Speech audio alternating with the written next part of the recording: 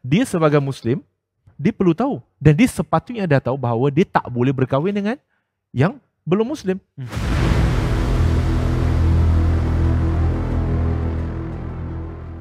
Bila kita lihat kepada isu perkahwinan di antara seorang yang Muslim dan seorang yang belum Muslim, saya tidak meletakkan tanggungjawab itu kepada mereka yang belum Muslim. Saya namakan sebagai belum Muslim. Walaupun ada yang marah, tapi itu doa saya untuk mereka belum Muslim. Okey? Sebab apa? Sebab saya selalu memberitahu, sebab ini antara soalan yang sering ditanya. Mereka akan kata, kenapa kita tak boleh kahwin? Dia dengan agama dia, saya dengan agama saya. Kita kahwin lah. Saya kata, masalah bukan dengan you.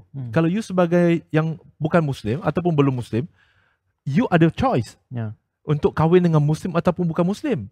Tetapi untuk dia yang sebagai Muslim, dia sebenarnya yang tak ada choice. Dia sebenarnya yang tak ada pilihan. Sebab Allah Subhanahu Wa Taala berfirman di dalam surah Al-Baqarah, surah yang kedua, ayat 222, seorang Muslim itu, lelaki, dia tidak boleh mengawini perempuan-perempuan musyrik walaupun dia menawan. Tak boleh. Lelaki pun sama, perempuan pun sama. Tak boleh berkahwin. Jadi andai kata terjadilah, ya, sebagaimana disebut tadi, di India ada, di Indonesia ada, perkahwinan campur, mereka kata lintas agama dan sebagainya, tanggungjawab itu saya kata terletak pada mereka yang beragama Islam itu. Bukannya pada mereka yang belum beragama Islam itu. Kerana dia sebagai Muslim, dia perlu tahu. Dan dia sepatutnya dah tahu bahawa dia tak boleh berkahwin dengan yang belum Muslim. Jadi pilihan dia kat situ. Nak teruskan ataupun tidak. Dengan dia melangsungkan perkahwinan, kita tak boleh salahkan dia sebab mereka yang belum Muslim ini, mereka tidak ada syariat seperti Islam yang menggariskan begitu banyak panduan untuk kita menjalani kehidupan kita. Dan bila kita kembali, dan itu antara isu yang menjurus kepada mereka yang murtad. Ya, mereka yang murtad.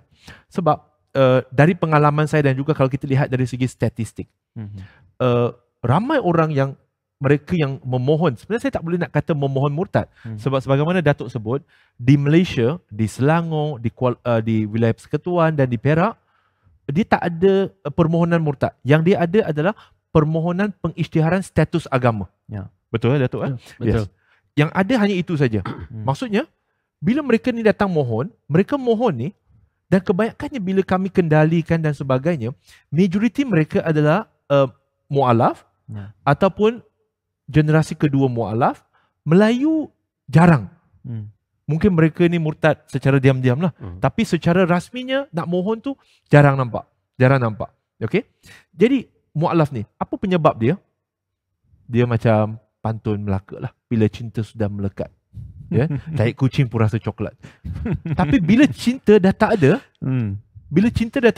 dia masuk Islam macam tadi Adam Khori sebut. Ada yang masuk Islam, nak masuk Islam kerana nak berkahwin tak salah. Itu asbab seseorang tu dia dapat hidayah daripada Allah Subhanahu Wa Taala. Tak ada masalah. Ya, dia selepas itu yang paling penting. Tetapi ada yang nak masuk Islam ni sebab dia nak berkahwin.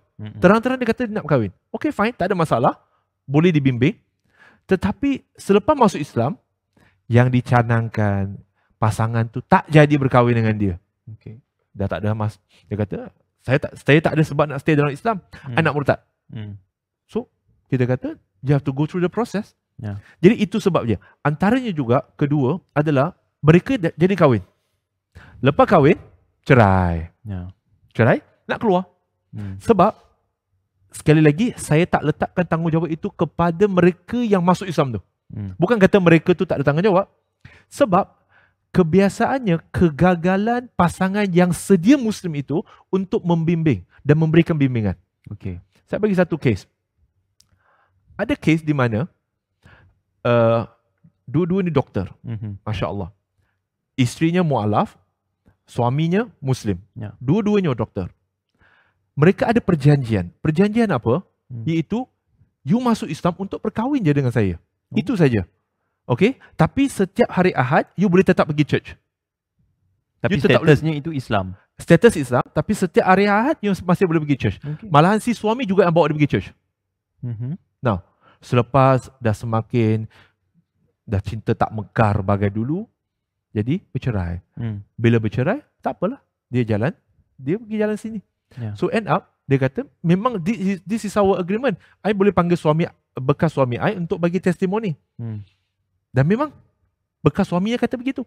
Ya. Jadi sekarang ni masalahnya, cabarannya terletak pada yang Muslim itu sendiri. Okey. Iaitu tidak tegas dan kadang-kadang terlalu bersikap sambil lewa dan memberikan banyak sangat ruang sehingga kata tak apalah you kahwin je lah, you masuk Islam je supaya kita boleh ni berkahwin.